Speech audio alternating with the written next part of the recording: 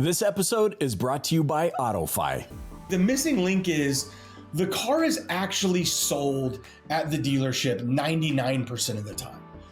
If it's actually sold at the dealership 99% of the time, and the number one complaint of customers is that it takes too long to buy that car, then why don't we solve that? And in doing so, connect that back to everything that's happening digitally so that you have this unified experience. Hey there, welcome to this episode of the Dealer Playbook Podcast. I'm so excited you're here for this episode, in particular to sit down with my good friend, Joe St. John from AutoFi.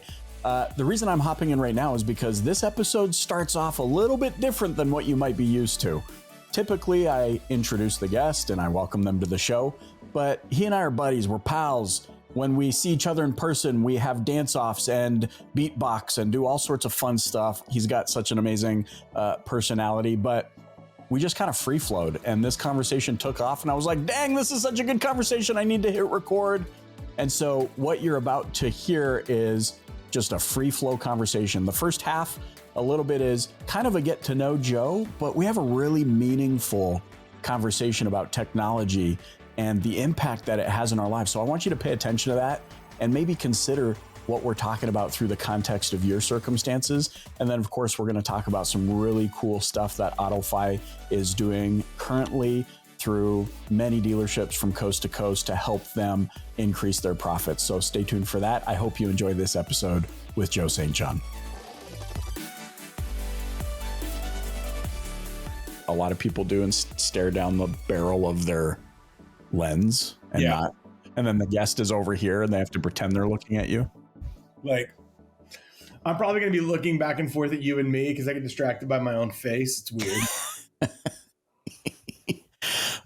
I got over that a long time ago because I realized that no matter how much I stare at myself, I will still look the same. Yes, 100%. It's mainly for me just to like feel less weird about me being like me. Like, I watch them like, what am I doing? It turns into Bobcat Goldthwait. Literally, like I'll be like, oh my God, I just don't even know. I just want to talk to you about myself. Yeah. Like, so wait, my whole job now is to talk about myself? This is weird. I didn't realize, growing up, I loved Police Academy. I probably still love Police Academy. But growing up, I didn't realize like my parents had just taped it off of TV. And so I was getting the TV edit. So then one time I'm like with a bunch of buddies from my church youth group. And I'm like, oh, we got to rent Police Academy. And the first scene is like boobies in a change room, like flying all over the place. And I'm like, I thought this was, my version doesn't have this. I just saw the TV version. I think about like my childhood, how many movies I watched had commercials because my parents had like recorded them off of TV, right? Like, yeah. Like, what? How come this movie doesn't have commercials? Oh, you had to fix the tracking and. Oh yeah, bro. Remember like the fast rewinder machines? Like that existed. They were like a Corvette. It was shaped like a Corvette. Yeah. You gotta have a rewinder because your VCR is too slow. Every cassette cover said "Be kind, rewind." Oh yeah. Because remember how much of a off put it was when you'd get a video from Blockbuster that wasn't rewound. You're like, now we gotta wait 3 minutes.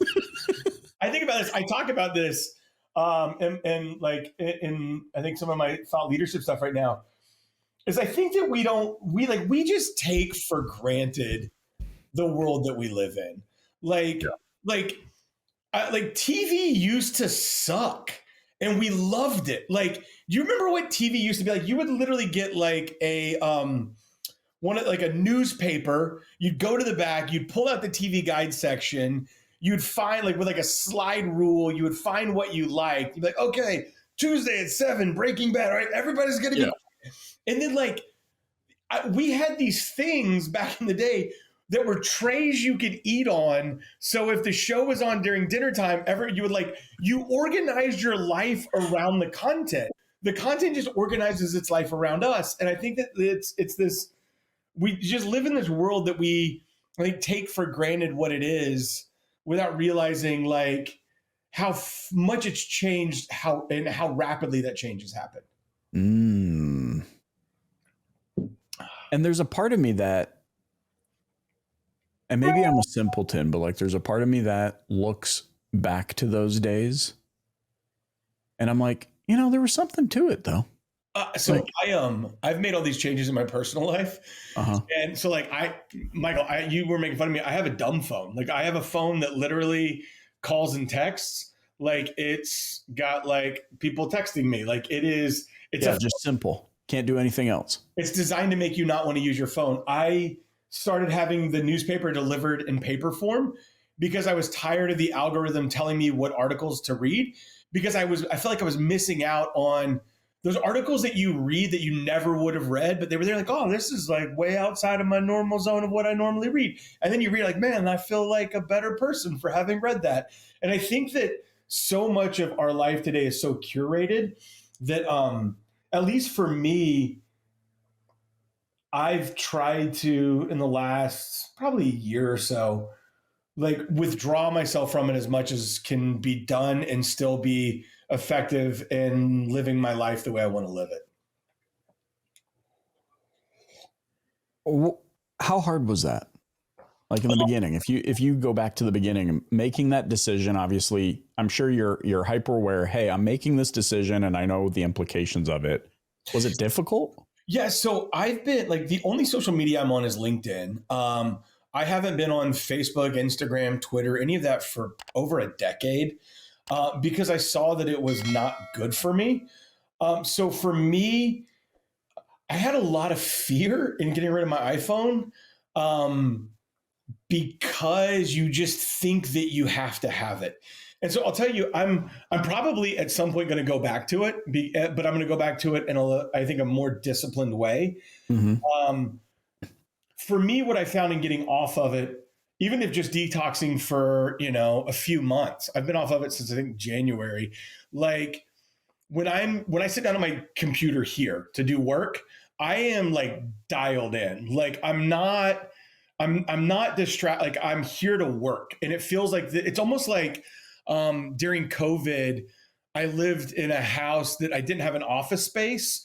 So like the dining room table, the living room sofa, my bed, all of that became my workspaces, and just everything kind of blends together. And I feel like for me now, I have, I think, a healthy distinction between like work and not work. And for me, I think there's something beneficial to that as a human, and that like when I'm at work,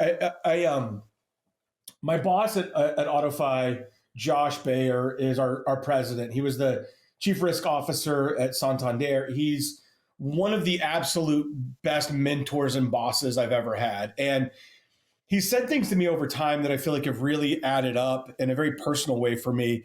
And the way I think of it is, like if I'm going to be in a meeting, like I want to be fully present and dialed into that meeting. Like if the meeting is worth me being, like if it's worth me saying, okay, I'm going to do this, then when I'm doing it, it needs to have like 100% of my attention and focus.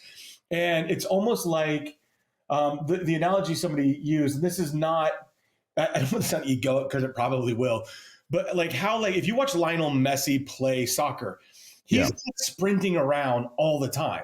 He's not just in a dead sprint constantly 100% of the time. He's conserving energy when he's not needed. Right. He's conserving, but when it's go time, because he's not exhausted, it's go time. And I think that, at least for me, I found myself, and I think a lot of people in our industry do, in these places where you're just 100 miles an hour constantly. And then and then in the moment when you need to dial it up, there's nothing in the tank left to really dial it up. And so I feel like with the getting rid of my iPhone when I'm working, I feel like more dialed into it than back when I felt like I was just constantly working.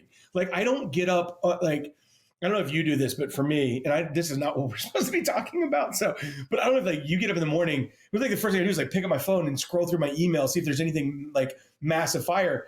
Now I get up and I like this morning I got up and before the sun was up was riding my bike and I had two of my kids in a little stroller behind me and Mm-hmm. I went and got my bike ride in and then I came home and I made coffee and I showered and I got ready. Then I came and I checked emails and then I like was like knocking stuff off like my like task list and it felt like in the past I would have done a couple things in the morning and then I would have been distracted and then I would have kind of half-assed a bunch of things.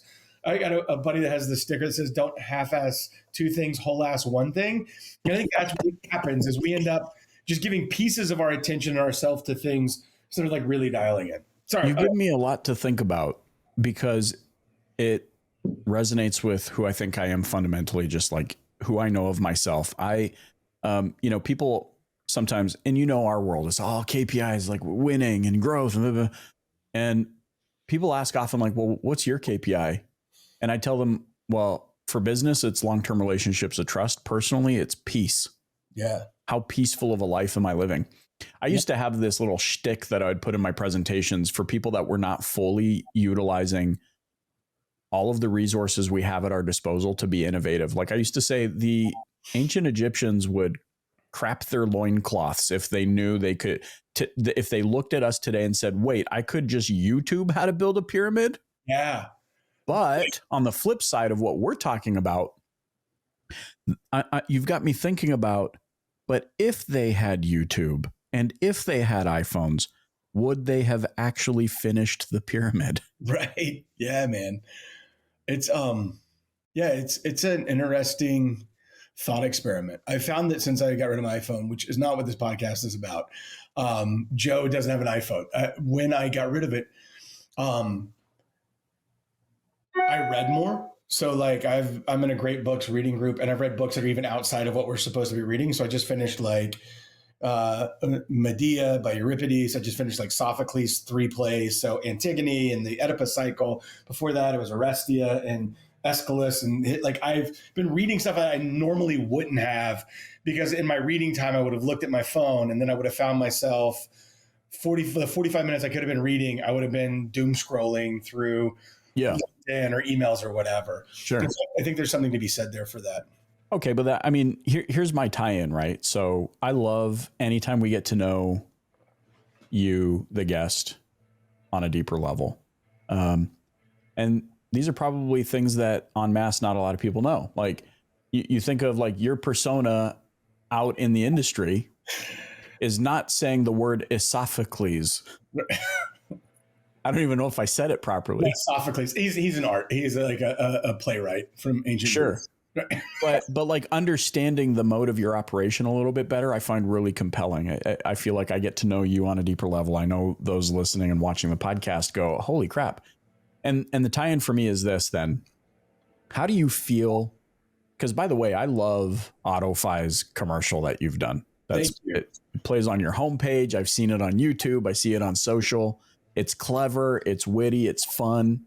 I feel unbelievably lucky, by the way, to get to work with a brain like Carrie Wise, who's in the body of an incredible human, who's super creative and comes up with stuff like that. And so I don't mean was that her brainchild?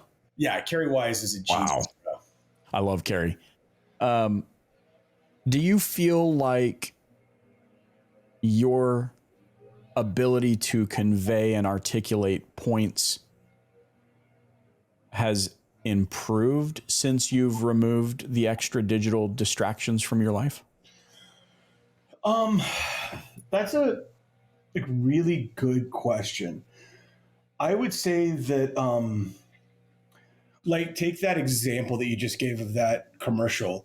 That was like a back and forth between Carrie and me and like music playing and me sitting down and just trying to describe what I had seen spending months inside of dealerships working car deals in a way that could be, I think, accepted and understood by people that work in dealerships. And Carrie was really good at like us going back and forth and crafting that into a message that makes sense. I mean, she was the head of marketing at a company that had a reputation that wasn't necessarily favorable with dealers, and she still got 14,000 dealers signed up with that company. And so her ability to take that message and distill it down into what I say is like the nugget of truth in it.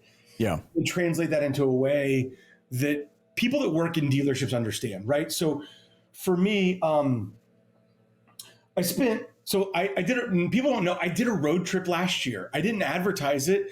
We were 5 kids at the time, and Lori was pregnant, and we loaded into a van and lived in Airbnbs. And I wasn't out teaching dealers what to do then. I was learning what they were struggling with, and then building technology to, I think, alleviate some of those problems. And so for me, I would say the messaging, what makes, I think, the messaging stick or land or feel the way it does is it's real. Like it's not some hypothesis or some pencil neck San Francisco tech company like, oh, we're going to disrupt. It's like, okay, Steve Jobs said it unbelievably well in the 80s when he was kind of pushed on why aren't they building this technology? And I don't even remember the specifics, but I remember what he said was, the point is not to build cool technology for the sake of building cool technology. The point is to find a problem and then build technology that solves that problem. And if you spend any more than you need like a couple hours sitting in a dealership to actually get a feel for it. You really need a couple days or a couple weeks. And in that time, you'll realize that there are real problems for dealers that like reduce our ability to close car deals, that eat away at time, that cause us to give away gross, that do all of these things that I think we just have accepted as the normal course of business in our industry. And hey, I hope you're enjoying this episode of the Dealer Playbook. And before we hop back in, I want to thank today's sponsor, AutoFi. AutoFi helps dealers like you sell smarter, not harder, on your dealership website and now in your showroom too. AutoFi solves the everyday problems dealers actually face, like bottlenecks at the sales desk, customer distrust, and decision overload. Their all-new showroom solution includes deal estimation, desking, lender routing, and an F&I menu, all in one powerful platform. Dealerships with AutoFi sell cars faster, with higher satisfaction, and more profit. In fact, dealers make an average of $641 higher back-end PVR on AutoFi deals versus their non-AutoFi deals. Go to autofi.com/dealer playbook and start selling smarter today. All right, let's hop back into this episode. And there are things that we've done that have just moved like a problem from one area to another area. And in doing so, like I think we think that we're solving these problems, but the reality is that I'm going to be probably a little more transparent and vulnerable on your podcast because I really like you and I feel like we've hung out. Most people, and you know this about me, don't know I left AutoFi, right? I was gone. I left, and then I came back about 18 months ago. And what people don't ask me is like, hey, what happened? Like, why'd you leave?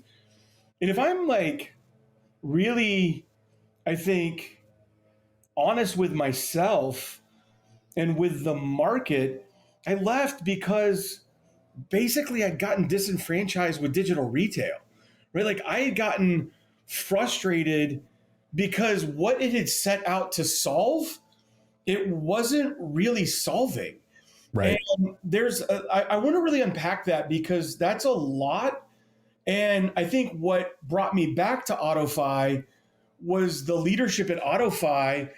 Josh Bayer, our president, and Kevin Singerman, our CEO, and John Shank, our CRO, realized that there was a real problem, and they invited me to come be a part of trying to solve that problem. And for me, when I say I was disenfranchised with digital retail, or I was frustrated with digital retail, let me explain what I mean by that.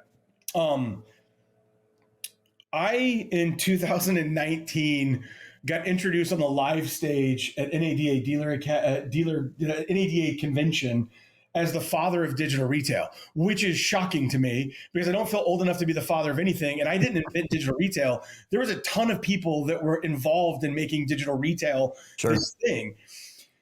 But because of that, I've been talking about digital retail since 2016. Like I've been on stage talking about, and what I've said consistently, and I know because I have all my old PowerPoint decks, is digital retail is not that a customer wants to buy a car completely online all by themselves without any interaction with the dealership. If you look at the data from like the Cox retailing study from 2017, right? What they were saying is that 83% of customers just want to be able to do some of the steps online so that when they show up to the dealership, it's not a 3-hour beatdown to buy a car. And so the promise that I think digital retail had early on was, wow, if we could allow a customer to get an online approval before they show up, if we allow them to get pre-qualified, if we could allow them to know kind of the structure of their car deal or to know what their trade value was worth and automatically pull their payoff from the lender that they have it on and build out a car deal. When they showed up to the dealership, maybe we could take it from, the 187 minutes that was the average in 2018 to a significantly better time in the store. And that could be a competitive advantage for dealers. And what's wild, and I think why I was like, okay, we're not there, was according to NADA, 85% of car dealers right now have a digital retailing tool on their website live at this moment, right? So if digital retail actually solved this 3-hour car deal, then what that should mean is today it's way faster to buy a car than it was in 2017, 2018. Sure. Yep. But Michael, the data that just came out from Cox, it's now still 177 minutes. We've shaved a whole 10 minutes off of the transaction. And the reason being is that a customer thinks that they buy a car online and they show up to a dealership and we automatically put them back in step one of our 15-step road to the sale process, right? They think they buy a car online and they show up to the dealership and they run into a salesperson who's like, hey, welcome to the dealership. What can I help you with? And the customer is like, I just bought a car on your website. I'm here to pick it up. And the salesperson's like, great, what are you looking to buy? Like a car, truck, or an SUV? And they're like, no, dude, I bought a car on your website. I'm just here to get it. It's like a new car or a used car. No, dude, I bought a car on your website. All right, well, sit down and let me find out what's going on. And we set them down. And then we just start this whole thing over. And for me, that's the missing link. The missing link is the car is actually sold at the dealership 99% of the time. If it's actually sold at the dealership 99% of the time, and the number one complaint of customers is that it takes too long to buy that car, then why don't we solve that? And in doing so, connect that back to everything that's happening digitally so that you have this unified experience. And so what we did was set out to really figure out how do we solve this core problem, which is it takes 3 hours to sell a car. And in doing so, allow that to now link backwards to the online digital retail experience, to the tier one OEM experience, to the aggregated inventory, third-party marketplace experience in a way that the person who's actually in charge of selling the car, which is in most cases the sales manager, is using the same technology that has been driving that whole process so that there's nothing lost in translation between those two experiences. And what you hopefully do is pull this leadership asset up the value chain towards what's happening before the customer comes in. And I think that's where and I know I talk a lot and you've asked me one question, I'm on a roll here. So I'm going to try and tell you what I think is the, dude, me, I'm sitting here taking notes. I got notes. Is we set out to try and shave time off the car deal. And what we found was that in doing so, the outcomes for dealers was monumental. Michael, I've never seen stuff change in the results that we're getting, what is happening on showrooms in America when here, I'm going to just break it down to why. Yeah. And share some examples too, because I want to get to the nitty gritty. Bro, $1,000 higher per car every time they use AutoFi than when they don't. And that I've got dealers that when they start using AutoFi, 80+% of their car deals are going start to finish through AutoFi, through lender submission, through everything. And they're doing it because this is what's happening to their gross money in a market where grosses are trending down. And what's wild is here's the one thing for me. If you look at the like 30 something dealers that we did as our early adopters and the kind of the middle of the year last year with a product that was very much in an MVP state. It was like minimum viable product. And you watch it from then till now, the number of applications that they're submitting directly through AutoFi to lenders looks like this. It is as up and to the right, which it's one of those things where when a dealer starts using it, you don't have to go keep like in most automotive software. Usage happens at launch, comes down, somebody goes by and like drops off donuts, goes back up, comes back down. Somebody goes by and gives them a report. Okay, goes back up. I'm not seeing that. I'm seeing up and then it just keeps going up. And it's because I think of the value it delivers. And here's why it's delivering value. Here's the key problem that nobody, I think, really understands as a problem. I'll ask you this question, or I'll just tell you the answer because we got another 5 minutes. Car deals don't happen sequentially, one at a time, well scheduled every hour on the dealer schedule. That shit comes in waves, right? It's 4 hours of crickets at the store, and then at 4 o'clock out of nowhere, you've got like 4 car deals working. And I was a sales manager for years, right? And so what happens is it's me and my other manager, Robert, are on the desk right now. And now Robert's out bidding a trade. I'm working car deals. There's 3 salespeople lined up in front of me. If you're the 4th salesperson to show up with your customer from the test drive and to walk over to your desk and to come to the tower to get a payment, how long does it take that 4th salesperson to get a payment? Yeah. 15, 20 minutes, right? Okay, so think about this for a moment. When's the customer's buying temperature the highest? The moment they get back from a test drive. And if you're sitting out there for 15 to 20 minutes, not knowing what's going on, what's happening to that buying temperature? Yeah, time kills deals. Okay, so think about this. If you ever sit anywhere for 15 minutes, Michael, without knowing what's going on, what does it make you feel like doing? Leaving. Okay, now, when we psychologically trigger a customer to leave, right? Yep. We literally subconsciously program them to want to leave. What's the number one technique of salespeople to try and keep that customer there? Give away gross. Okay, so what's it going to take? Okay, if I can maybe save you some more money. Hey, if I can get you another 500,000 on your trade, we literally go into like desperation mode. So what we're doing is subconsciously triggering this customer to want to leave, and then we're sending salespeople out who's literally trying to figure out what it's going to take to keep them there. And that's the first interaction. And what's crazy is you have this I got an argument with a general manager at NADA Dealer Academy about a month ago. He's like, well, it's because the customer wants to negotiate. And I was like, hold up. First car deal I worked was a Mazda on paper at a Mazda store in California. And I take out the numbers. Salesperson's working the deal. She's freaking out. Hey, will you present the numbers to my customer? Yeah, I got you, bro. I come out, sit down. It's a young lady buying a used 19 CX-30 Mazda certified. I sit down, I go over the numbers. With 10% down at 60 months, here's your payment. If that looks good to you, go ahead and sign here and we'll start the process, right? She goes, oh, well, I wanted to put $5,000 down. I go, okay, hang on. I get up and I walk back over. Sales manager I was working with, nowhere to be found, out walking the lot somewhere. Other sales manager sitting there. Hey, the Jones, though, she wants to know what it is with $5,000 out. Who? Jones. It's in the system. Okay, has to find the right tab. Right, has to go in, put the $5,000 down, prints it out, hands it to me. I walk the 25 yards back to the customer. I sit down, I go over the info, and she goes, oh, well, on my last one, I went 72 months. What would it be at 72 months? Hang on. I get up. I walk back over there. Now that manager's gone. Now Gabby's at the desk. I sit down with Gabby. I'm like, hey, I need you to hook me up with this is 72 months. Let's go. Right? GM walks up at that time. Now they're talking to each other. I'm not getting any attention. I'm like, hey, I got a car deal.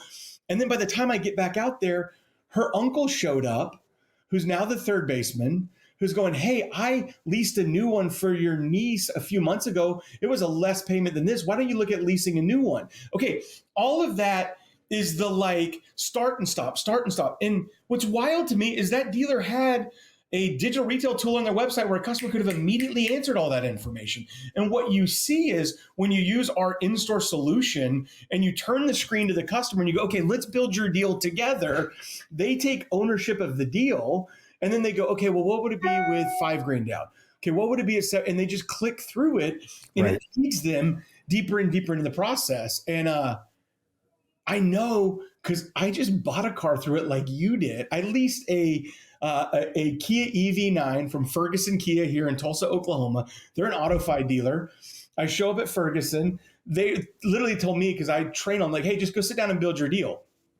I sit down at one of the computers there. I log in, right? I build my deal in AutoFi, and I did something that I would have told you not to do, right? When I am the customer, I'm building out my lease. I'm going 24 months. I'm at 10,000 miles because it's just our around town car. We got the giant Sprinter that we drive anywhere, and I put $1,300 down. I've told everyone in the world, why would you put money down on a lease? That's so stupid. Why would you? And I did it because it made my payment $100 cheaper than what I'm paying right now. And that felt good. And so I just did it. Got to the end, I was like, I'm an idiot. No, I'm not. I'm just a human who is now shifted from selling cars to buying them on my budget and thinking about what I want to do. And I found myself behaving like a customer. Okay, I'll stop talking now. I kind of want you to keep talking. And man, we could do a whole other podcast about your buying an EV9 and what led you to that. I'm not going to ask you that question right now, though. So, I mean, I just kind of want to recap this because I love how really there's three things that stand out to me. Dude, you're just a good dude.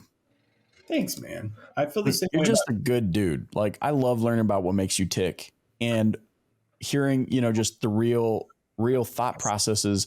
Like, if you had just said, oh man, I was disenfranchised with automotive, digital retailing, people would have been like, oh, here we go. But like getting to understand, well, like at the heart of the issue is I want to solve problems. Yes. I want to solve problems. And so I love the fact that you go out on the road. Nobody knows about it. You load up the van, you take the kids, you're working deals inside stores. You're learning their friction points.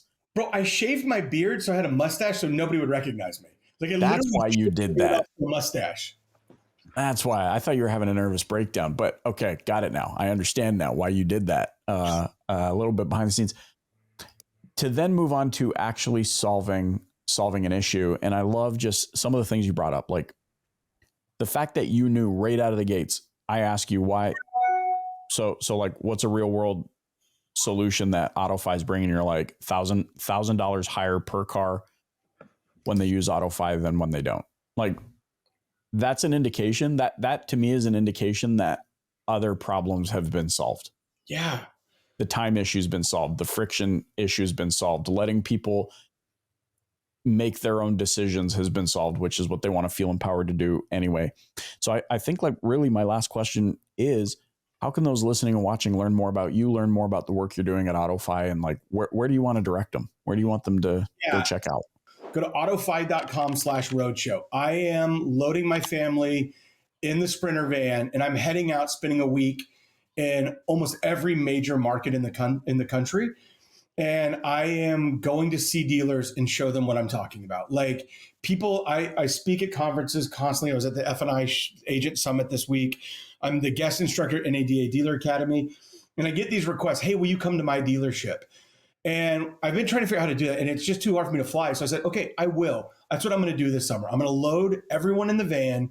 We're heading out on the road. We're going to stay in Airbnbs. We're starting in Detroit, and then we're going to Boston. And then from Boston, we're going to like Chicago and then New York. And we're going to go visit dealers and get into the details about this, right? You asked about results. One of my best friends has a group of Kia stores, and everybody's like, oh, well, this probably isn't going to work with subprime. They're like in like a notoriously bad subprime area in Kia stores. And when they use AutoFi, they run $1,225 more gross than when they don't. And so I want to go show dealers how they're doing that. Not just what our technology is, but how to take this technology, go put it to work, and get those results that drive towards significantly higher net profit for a dealer, right? We now have salespeople that are selling the same amount. I just looked at the NADA data, same amount of cars per person as they were in 2016, right? And our personnel comp is up 40%. Okay, well, we have to solve one side of those equations. Let's go get them selling more cars each. AutoFi can help with that. Yeah, so autofi.com/roadshow. And you can follow all the cities I'm going to. And in those cities, if you want me to come by and spend time at your dealership with you and your people, you can request a visit down below. The requests are already coming in. I was shocked. We just announced this yesterday, and I've got like 13 requests hit in the first like hour. So we're going to have to like be pretty selective and try but I'm going to do my best to go visit everyone that wants to meet and learn about what we're doing, because Michael, I've never seen anything like it. And it's going to be a disservice to this industry if we're not out there getting people to realize how good this business can be. Love it, man. Joe St. John, thanks so much for joining me on the Dealer Playbook Podcast. Thank you, Michael. I appreciate it. Hey, thanks for listening to the Dealer Playbook Podcast. If you enjoyed tuning in, please subscribe, share, and hit that like button. You can also join us and the DPB community on social media. Check back next week for a new Dealer Playbook episode. Thanks so much for joining.